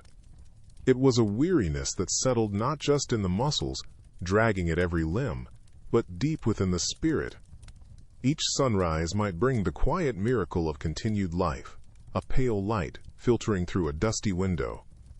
But it also brought the heavy weight of memory, the phantom touch of a fevered brow, the faint, lingering echo of a fading voice. The world, once so familiar and robust, now felt fragile, and so too perhaps did they. And this newfound fragility, this sense that the world had been irrevocably thinned, didn't just linger in the empty spaces left by the dead. It burrowed deep within the survivors themselves, a constant, unwelcome companion. For them, peace was a fragile commodity, easily shattered. The plague, you see, wasn't just a memory. It was a lurking threat, a terrifying possibility that shadowed every waking moment, and perhaps haunted their dreams too. Imagine, if you will, the quiet terror that could bloom from the most ordinary of ailments. A slight, unexpected headache, perhaps, that felt just a little too insistent. A faint rash appearing on an arm, seen in the dim morning light, suddenly taking on a monstrous significance. The sudden onset of a fever, a familiar heat that once might have just meant a common cold, now sent a jolt of icy dread through the body. Every unexplained ache, every unusual cough, every bead of sweat that felt out of place could become a spark, igniting a fresh wave of panic. Was it back? Had it found them again after all they had endured? This gnawing anxiety became a part of the very air they breathed. The joyous relief of survival was perpetually tinged with this undercurrent of fear. It was a heavy cloak, woven from memory and suspicion, and it settled over everything. Food might taste a little less savory, the laughter of children might carry a sharper, more poignant edge, and even the warmth of the sun could feel different, shadowed by the persistent question, for how long? This constant vigilance, this internal scrutiny, was its own kind of exhaustion, a wearying burden for a mind already so full of sorrow. Beyond the shadows in the mind, the physical world itself presented its own grim challenges. Even before the Great Pestilence, cleanliness was a concept far removed from our modern understanding. A yearly bath might have been a luxury, and the streets often flowed with refuse, a rich, earthy scent mingling with animal smells and cooking fires. Now imagine that world, already pungent and close, scarred by mass death. What did you do about staying clean when the very air felt tainted, when your neighbor, your family, had succumbed to something unseen? Some, no doubt, were driven to frantic, almost ritualistic attempts at purification. Perhaps you'd burn fragrant herbs, rosemary, juniper, their sharp, resinous scents clinging to your clothes and hair, a desperate attempt to mask the lingering sweetness of sickness and ward off the miasma, the bad air believed to carry the disease. The acrid smoke would sting your eyes, a constant, hazy reminder of the invisible threat. Others might have scrubbed themselves with whatever harsh soap was available, or even just sand and water, hoping to scour away the pestilence from their skin, a temporary, abrasive comfort. You might find people clutching pomanders or posies of strong-smelling flowers to their noses when venturing out, a fragile, fragrant shield against a world that reeked of fear. But then there was the other side, the heavy sag of despair. For many, a deep, weary fatalism must have settled in like the dust on unswept floors. If God's wrath or corrupt humors in the air were truly to blame, what real use was scrubbing your hands until they were raw? If the sickness could fell the robust and the devout, regardless of their habits, why expend precious energy on such efforts? A grim resignation might lead to an abandonment of even those rudimentary gestures towards hygiene, a surrender to the pervasive grime and the ever-present fear. The already gritty texture of daily life could become even more so, each unwashed surface, each shared cup, a silent, potential harbinger. It was a gamble. Every single day, with cleanliness as just one more uncertain defense in a terrifyingly uncertain world.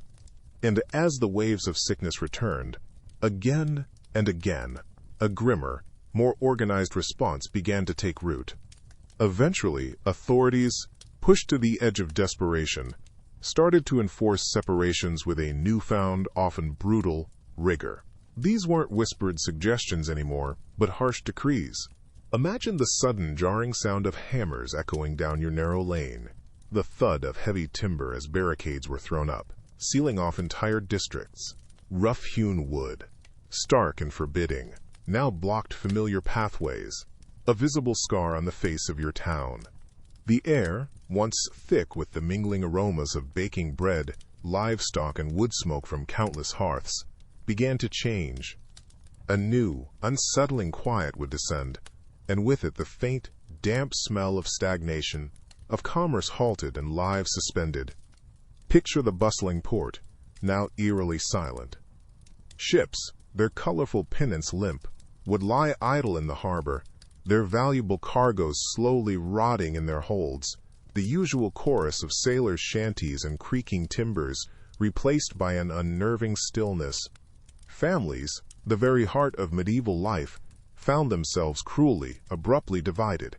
A single telltale cough from a neighboring house, a whispered rumor of fever spreading down the lane, and suddenly your brother, your mother, your own child, could be on the other side of a guarded, impassable line. The anguish of not knowing, the inability to offer comfort or care, must have been a torment all its own. It wasn't just the visibly sick who were isolated. The healthy, too, were caught in this suffocating net of containment, their world shrunk to a few streets, their livelihoods choked off, all under the chilling, unyielding banner of public safety. This enforced stillness was a different kind of plague, a slow, creeping dread that settled over everything.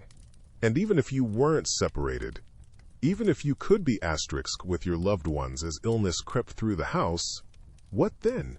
The air itself would have felt heavy, thick with the scent of desperate, futile remedies.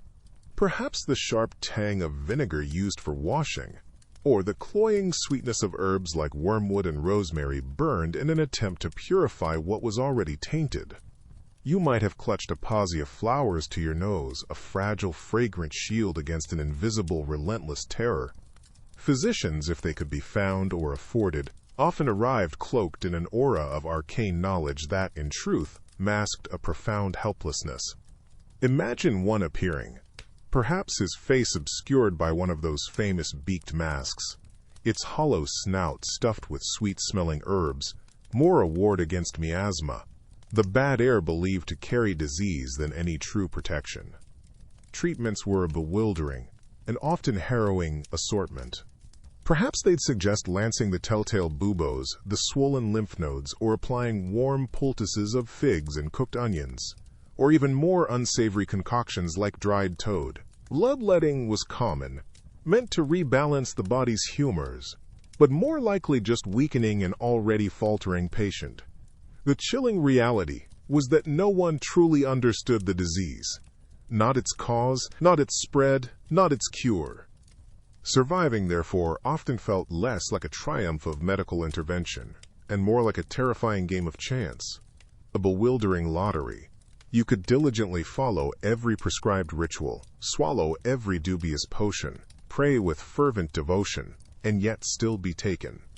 Conversely, you might do very little, hidden away, and somehow, inexplicably, be spared. This sheer arbitrariness, this sense that your life hung by the thinnest, most capricious thread, must have been a heavy weight for any survivor to carry into the quiet, emptier world that awaited them.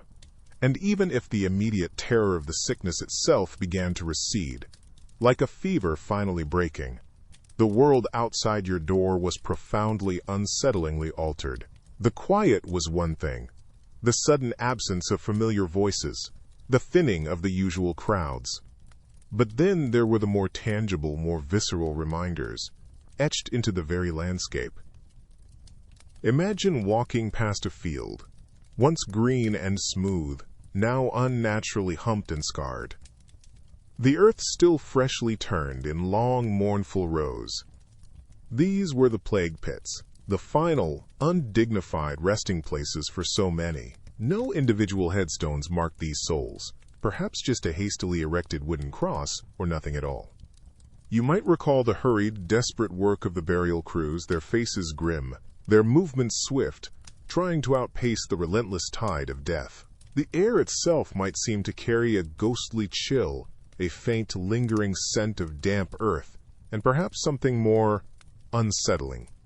Even in places where individual graves were possible, the sheer number, the rushed and often shallow burials, would have been a constant, silent sermon on mortality. The memory of a loved one, or even a neighbor, wrapped in a simple shroud and lowered into the ground with scant ceremony, would replay in the mind's eye. These sights, these stark, earthy memorials, weren't just sad. They were a persistent whisper that the pestilence, though perhaps dormant for now, was never truly gone. It was a heavy shadow, wasn't it, cast long over the land of the living. That heavy shadow, you see, wasn't just a reminder of those already lost. It was a chilling premonition. The great pestilence, the Black Death, might have loosened its initial devastating grip, but it was far from a one-time visitor. It left behind an unwelcome, recurring houseguest. For decades, even centuries, its shadow would lengthen and recede. As lesser, though still terrifying, outbreaks flickered across the landscape, like malevolent will-o'-the-wisps. Imagine, if you will, the quiet dread that settled over a village when news arrived of sickness in the next county. The sudden hush in the marketplace, the way eyes would dart to a stranger, or to a child with a flushed cheek. Was it just a summer fever, or the dreaded sign? Every unexplained ache, every ship appearing on the horizon, could stir that cold unease in the pit of your stomach. It wasn't necessarily a constant shrieking panic, but rather a dull, persistent throb of fear, woven into the very fabric of existence. The scent of burning herbs, once a comforting ritual, might now carry a desperate edge. Even the joyful sounds of children playing could be pierced by a sudden, anxious parental glance. This gnawing uncertainty, this knowledge that the invisible enemy could awaken at any moment, became a silent companion for those who had survived, and for their children, and their children's children. It was a fragile peace, forever under threat. This fragile peace, it was a heavy cloak to wear. And beneath it, the mind, desperate for an anchor in the swirling chaos, began to grasp for reasons. Why us? The question echoed in the hollowed-out villages, a silent scream in the sudden emptiness left by so many. How could anyone make sense of a world turned upside down, where the familiar rhythms of life had been so brutally interrupted, where the very air you breathed felt tainted by loss? In the dimly lit churches, smelling faintly of old stone, beeswax, and the lingering scent of incense from countless hurried masses, many sought their answers. The priest, his face etched with a sorrow as deep as the communal graves, would speak of God's judgment, a terrible, sweeping punishment for the sins of mankind. His words, intended perhaps to offer a framework for the incomprehensible, might land with a hollow thud in your heart. You'd sit on a hard wooden bench, the chill of the stone floor seeping through your thin shoes, and wonder what collective transgression could merit such devastation, the weight of it pressing down. Away from the solemnity of the church, older beliefs whispered through the cracks in the walls, carried on the same breeze that once seemed to carry the pestilence itself. Perhaps it was the unfortunate alignment of the planets, a baleful celestial influence casting a long, dark shadow over the land. Or maybe the dreaded miasma, a foul corruption of the air itself, seeping from the damp earth or disturbed graves, invisible yet terrifyingly potent. You might see people clutching newly acquired amulets, their eyes darting nervously, or meticulously burning rosemary and lavender, hoping the fragrant smoke would purify their homes. A fragile, sweet-smelling shield against an unseen enemy.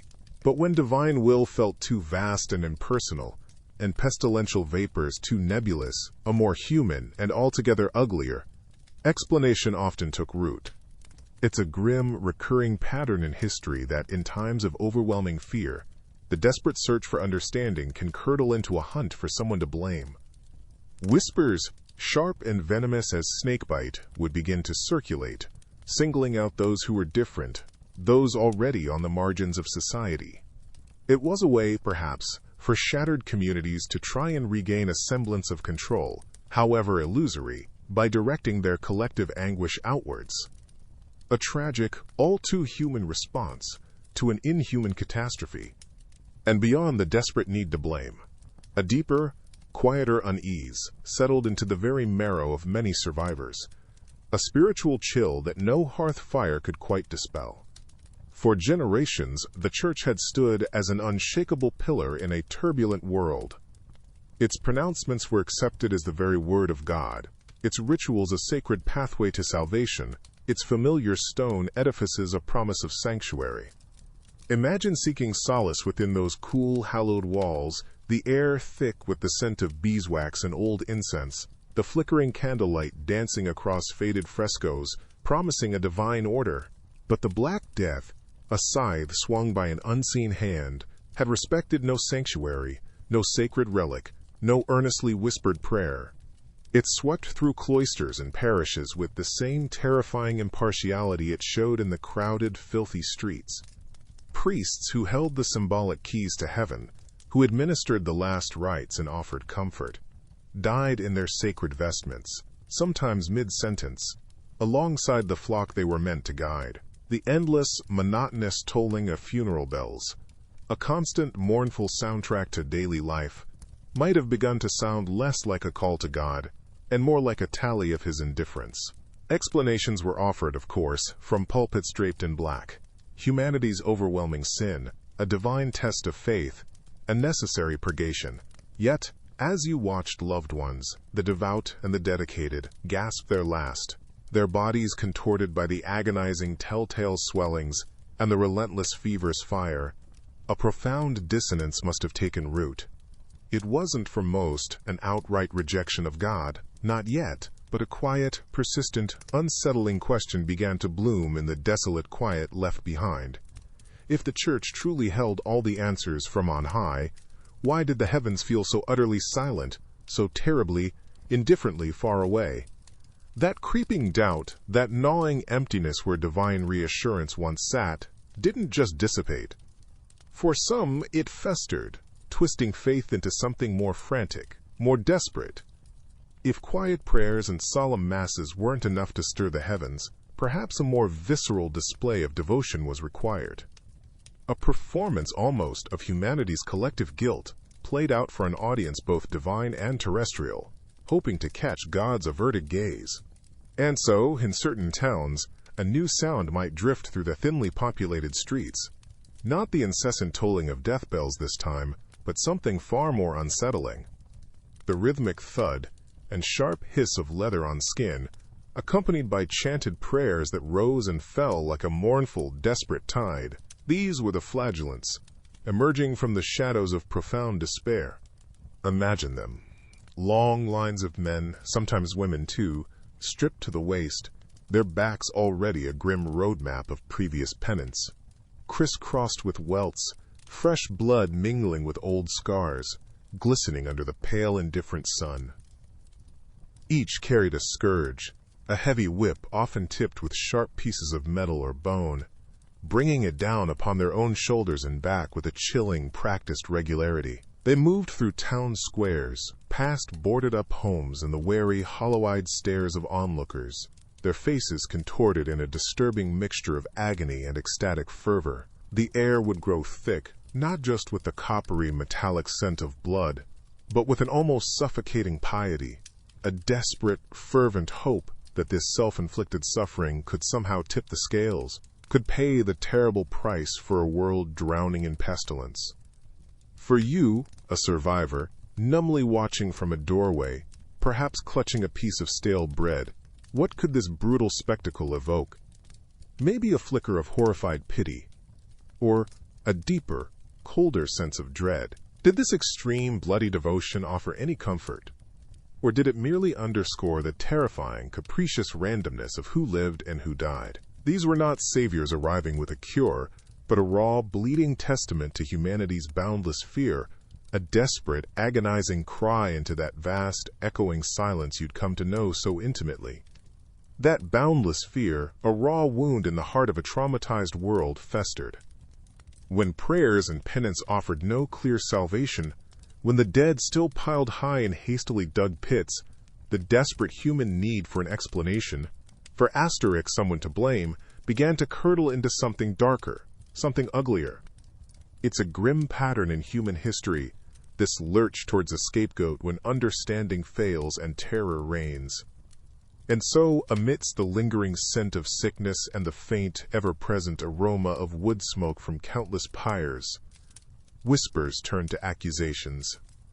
Tragically, and with a cruelty that chills the bones even now, these accusations often fell upon Jewish communities, people who had lived as neighbors, as merchants, as part of the intricate, if sometimes fraught, tapestry of medieval life, suddenly found themselves painted as malevolent agents of the plague. Imagine the sheer terror. Wild, baseless rumors would fly through the terrified populace, tales of wells poisoned, of sinister conspiracies to spread the disease. There was no logic, no evidence, only a consuming panic seeking an outlet. The violence that followed was horrific, a stain on an already blighted age. Entire communities were devastated, subjected to massacres and expulsions, their homes and livelihoods turned to ash, their cries for mercy lost in the clamor of fear-driven hatred. For those Jewish survivors, the plague brought not only the universal dread of sickness and loss, but this added, crushing weight of unjust persecution.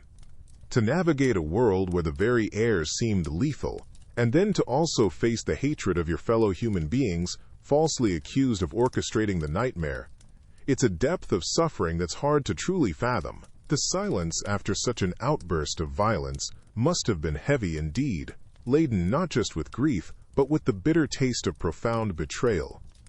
That heavy silence, thick with grief and betrayal, eventually settled over the scarred landscape.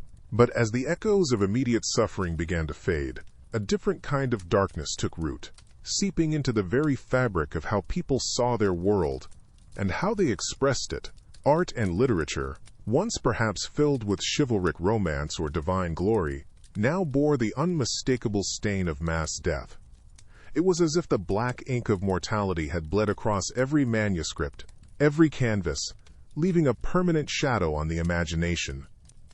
And from this ink-stained reality, a particularly haunting theme danced its way into prominence: the dance macabre, the dance of death. Try to picture it, perhaps encountering these images on the damp, cold stone of a village church wall, the paint, still relatively fresh, illuminated by the unsteady flicker of candlelight.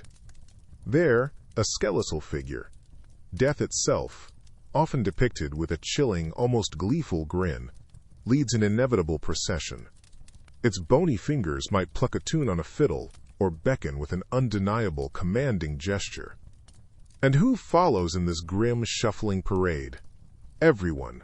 Popes in their majestic robes, kings with their heavy crowns, brave knights clattering in now useless armor, wealthy merchants clutching their coin purses, and humble, dirt-stained peasants. Even innocent children, their small hands clasped by the skeletal grip, were not spared this final democratic waltz. Death, the ultimate leveler, had claimed them all, and these paintings and woodcuts served as a stark, ever-present memento mori. For a survivor, to see such images wasn't just an abstract theological concept. It was a raw, visceral echo of the empty chairs at their own table, the faces missing from their village, the countless graves. It was a grim, but perhaps necessary way to process the unfathomable, to give form to the chaos that had reshaped their world. The shadows of loss stretched far beyond the village green and the family hearth. They crept, like a cold mist, into the hushed halls of universities, places once vibrant with the murmur of Latin debate and the dry, papery scent of ancient tomes. Imagine, if you will, the hallowed stone cloisters of Oxford or Paris, not filled with the lively drone of lectures or the rhythmic scratch of quills on parchment, but echoing with an unnatural, profound silence. The plague had swept through these revered centers of learning with the same ruthless impartiality it showed the common folk, taking master and student, sage and novice alike, irreplaceable scholars, men who held entire libraries of classical wisdom and burgeoning scientific thought within their minds, were suddenly, irrevocably gone. Their lectures remained unfinished, their groundbreaking theories whispered only to the grave. The careful, painstaking transmission of knowledge, a delicate, flickering flame passed from one generation to the next, was brutally fractured, in some places nearly extinguished. Entire faculties might be decimated, leaving lecture halls empty, chairs cold, and the few surviving teachers overwhelmed and grief-stricken. Think of the libraries, those sanctuaries of thought with rows upon rows of precious, hand-copied manuscripts. Suddenly, they were quiet repositories of dust, their intricate illuminations unseen, their ancient secrets untranslated, their vital lessons unread by eager young minds that were no more. It wasn't just the staggering loss of life, it was the profound loss of accumulated understanding, a devastating blow to the very intellectual heart of medieval society. The recovery of learning would be a slow, arduous, and often dispiriting process, a quiet, painstaking rebuilding after a storm that had stolen so much more than just breath. It had stolen futures and fragmented the past. This profound fragmentation extended even into the realm of faith, the very bedrock of medieval existence. The Church, that immense, seemingly infallible institution, had offered solace and structure for centuries. Yet when the Black Death swept through, its ancient rituals and pronouncements often felt hollow, its priests succumbing alongside their flock, or sometimes, in their terror, abandoning their posts entirely. The bells still tolled, perhaps, but their sound carried a new mournful timbre across the emptied towns and fields, a constant metallic reminder of all that was lost. Imagine the quiet chill of a village church, once bustling with the life of the community, now sparsely attended, the scent of old incense mingling with the faint, lingering odor of sickness and fear. The familiar Latin phrases, intoned by a weary surviving cleric, might have felt distant, the intercessions of saints less potent against such an overwhelming tide of suffering. So a subtle yet profound shift began to unfurl in the hearts of the survivors. If the grand edifice of the church, with its hierarchies and elaborate ceremonies, couldn't shield them, perhaps a more personal, direct line to the divine was needed. This wasn't a sudden, rebellious abandonment of God, but rather a quiet turning inward, a search for a connection less reliant on earthly intermediaries, who had seemed, in the face of the plague, so very human and fallible. People began to cultivate a more intense personal piety. You might picture them in the dim, flickering light of their own homes, perhaps clutching a roughly carved wooden crucifix, their whispered prayers, not for the public congregation but for their own soul, their own family, their own fragile future. Devotional books, for those fortunate few who could read and possessed such treasures, became portals to private contemplation. This emerging spirituality was born from immense loss and the dawning, unsettling realization that in the face of such overwhelming catastrophe, salvation, and even simple understanding might be a deeply personal, almost solitary journey. The grand chorus of communal worship began to give way to the quiet, earnest hum of individual souls seeking their own peace with a God who felt, perhaps both more distant and more intimately necessary than ever before. This quiet hum of individual souls seeking peace was, in part, a response to a world suddenly, terribly out of tune. Before the pestilence, many lived with the comforting, if sometimes stern, belief that life followed a divinely written script. Good deeds were rewarded, perhaps not always immediately, but the cosmic scales were thought to be balanced by a just God. The plague, however, was a brutal, indiscriminate editor, tearing pages from that script with horrifying randomness, leaving behind only bewildered silence where certainty once resided. Imagine for a moment the sheer mental toll, the deep, chilling confusion. You've lived your life by the church's teachings, prayed diligently, given alms to the poor, yet your devout neighbor, the kindest soul in the village, is struck down in agony, while a notorious scoundrel across the lane continues to breathe untouched. The sheer scale of it, the arbitrary nature of who lived and who died, didn't just grieve people. It profoundly unsettled them. It felt like the very bedrock of understanding that God was just, that the world made sense, was fracturing, like watching solid ground turn to quicksand beneath your feet. This wasn't merely a crisis of faith for some, but a crisis of reality itself. The air, beyond the lingering scent of smoke from purification fires and perhaps distant, mournful bells, seemed to carry a heavy, unspoken question mark. If the old order, the divine order, could be so violently and inexplicably disrupted, what then? What was the point of all the prayers, all the penance, if death came calling with such blind indifference? This gnawing unease, this philosophical vertigo, pushed survivors to grope in the darkness for new explanations, for a different kind of light to guide them through a world that no longer looked or felt like the one they had always known. The search for meaning had become as urgent as the search for food. The air itself felt different, didn't it? Thinner somehow, carrying fewer human voices, fewer familiar scents of baking bread from the communal oven, or the acrid tang of smithy smoke from bustling workshops now often standing cold. Imagine stepping out into a morning that was once alive with the cacophony of life, the clatter of wooden carts on cobblestones, the boisterous shouts of street vendors, the distant, comforting lowing of cattle being driven to pasture. Now, an unnerving, profound stillness often reigned, broken only by the rustle of wind whispering through overgrown fields that should have been ripe for harvest, or perhaps the solitary, mournful caw of a crow surveying a landscape so suddenly, so dramatically, depopulated. The familiar, comforting rhythms of daily existence had been brutally shattered, replaced by a haunting, echoing quiet. Whole hamlets and villages lay silent, their wattle and daub cottages standing empty, doors hanging askew as if surprised by a sudden departure, their hearths cold for months, even years. These were quiet monuments to the families who would never return, their laughter and squabbles extinguished forever. The roads, once dusty arteries of trade, pilgrimage, and local gossip, felt unnaturally wide, eerily empty.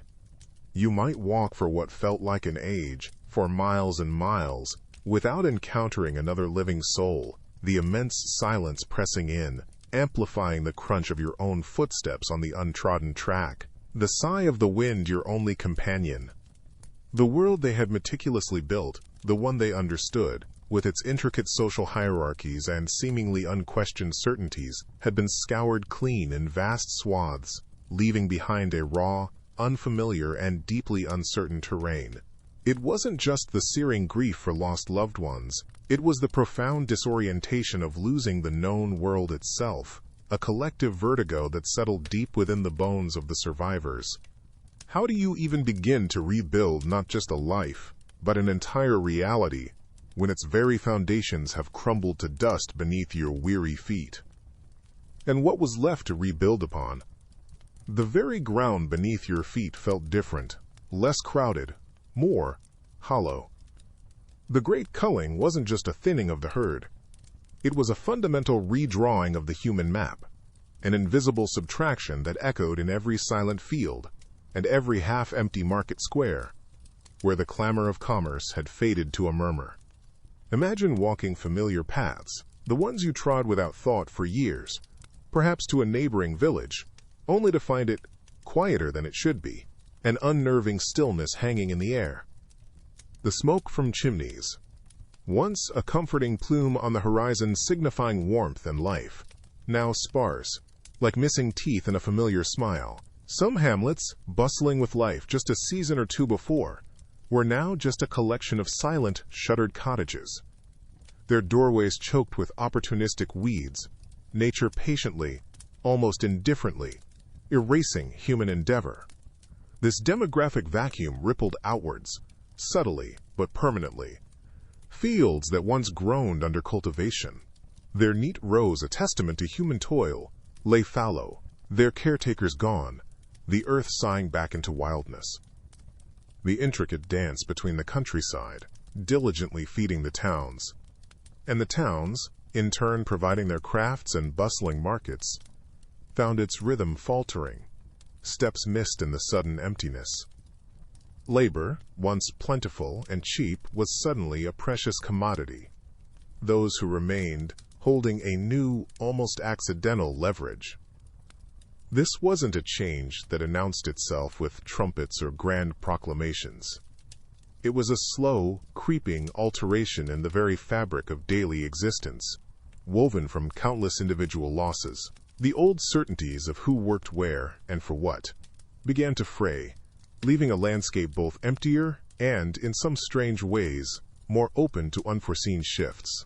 A quiet revolution born of profound absence. But this quiet revolution, this gradual recalibration of worth and work, was a melody played too softly for many survivors to hear amidst the ringing silence of loss. For those who walked through the skeletal remains of their villages, past homes where the hearths had grown cold forever, the grand, slow turn of history offered little immediate comfort. The air itself might have felt thinner, the familiar chorus of daily life, the blacksmith's hammer, the chatter of market day, children's laughter, replaced by an unnerving quiet, broken perhaps only by the wind whistling through empty doorways or the rustle of untended fields reclaiming their space. Imagine, for a moment, you are one of these souls. Each sunrise might bring not hope, but a fresh wave of grief, the ache of phantom limbs where family and friends once stood. The very texture of life had changed. The bread, if you could find it, might taste of ash, not because it was, but because everything was filtered through the lens of bereavement. The new leverage that historians speak of, the slight increase in wages or freedom for some, would have felt like a bitter consolation prize when weighed against the faces you could no longer see, the hands you could no longer hold. The world was, in many ways, profoundly broken. Fields lay fallow not just for want of workers, but for want of the knowledge held by those who had perished. Skills vanished with their practitioners. The delicate threads of craft and husbandry snapped. The comforting rhythm of generations, of master and apprentice, parent and child, was fractured, leaving gaping holes in the community's shared wisdom. So while we, from our distant vantage point, can trace the slow, almost imperceptible healing and reshaping of society, for those living in the immediate aftermath, the present was a landscape of ghosts, a daily navigation through sorrow, and an uncertain, often terrifying new reality. The long dawn was still many, many dark hours away. And so to walk through this world, newly emptied, was to carry an immense and uniquely heavy burden. It wasn't just the physical labor of rebuilding, though that was crushing enough, but the invisible weight pressing down on every soul who had drawn breath through the darkest days. The air itself must have felt different, thinner somehow, now that so many familiar voices no longer filled it. Imagine, if you will, trying to sleep, but every shadow in your small, often still shared room seems to flicker with the faces of those no longer there. The scent of wood smoke, once a comfort, might now carry a phantom echo of the pyres that had burned for weeks on end. Laughter, when it finally dared to return, could feel like a betrayal, a sharp stone in the throat, because so much joy had been extinguished, so many shared smiles lost forever. These weren't fleeting thoughts. They were woven into the very fabric of existence, a constant quiet hum beneath the surface of daily life. Then there was the fear, a cold, clinging companion that refused to leave. Every cough from a neighbor, every unexplained fever in your own household could reignite that primal terror. Had it returned? Was this the beginning of another wave, another grim reaping? The plague doctors, with their strange beaked masks filled with herbs, had retreated, but their unsettling image, a symbol of both desperate hope and profound dread, lingered in the collective nightmare. This wasn't a fear you could easily rationalize away with logic. It had proven itself all too real, all too devastating, a beast that had tasted your village and might well return for more. And amidst this pervasive grief and gnawing anxiety, the daunting challenge, to build anew on the ashes of that old world. It was to look at a field once tended by a dozen familiar hands, now perhaps only by yours, the silence of the furrows almost deafening. To sit at a table with too many empty spaces, the ghost of a conversation hanging in the air. It was to try and piece together a future from the shattered fragments of the past, knowing that the picture would never, could never, be whole again. This wasn't just rebuilding homes or tending to crops. It was the monumental task of rebuilding hope itself, one faltering step at a time, in a world that felt irrevocably, terrifyingly altered. Thank you for joining us on Restful Historian. Until our next story, may your thoughts be calm and your rest deep.